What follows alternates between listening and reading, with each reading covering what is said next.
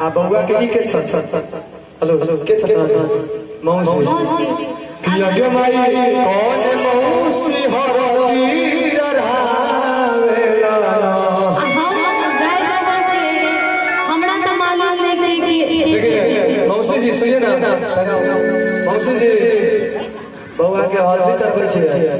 आ बउआ के होज के पैसा कहां रहा भाई जे मत देवे के हमरा अब किया गया माई अपन मौसी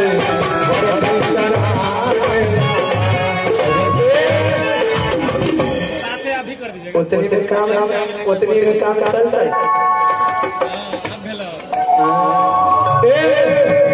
ओना थारी में देख रहल छै 50-100 करे पड़ता नहीं बउआ के मौसी जी के तरफ से सच नहीं बउआ के निछावर में 51 प्रकार हुआ है। बहुत बहुत धन्यवाद।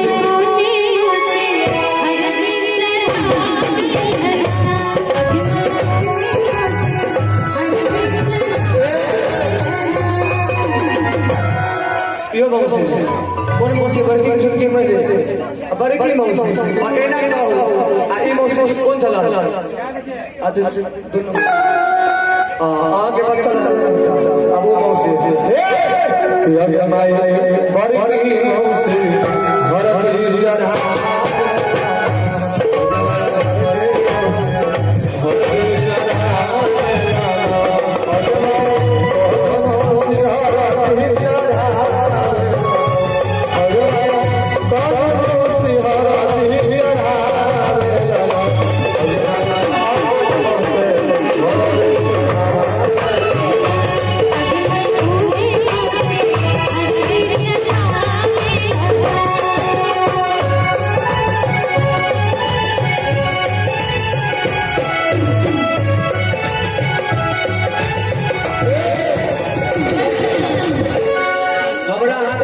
बड़की मौसी और हमारे बउआ के बड़की मौसी के तरफ से सस ने बउआ के छावर में 51 पे प्रदान है और बउआ के कीरत मौसी के तरफ से सस ने एक से बउआ के सब से कंफ्यूज हो गए कहीं कंफ्यूज आदि के छ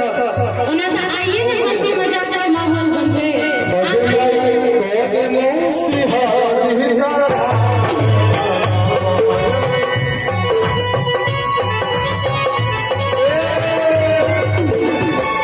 मौसी जी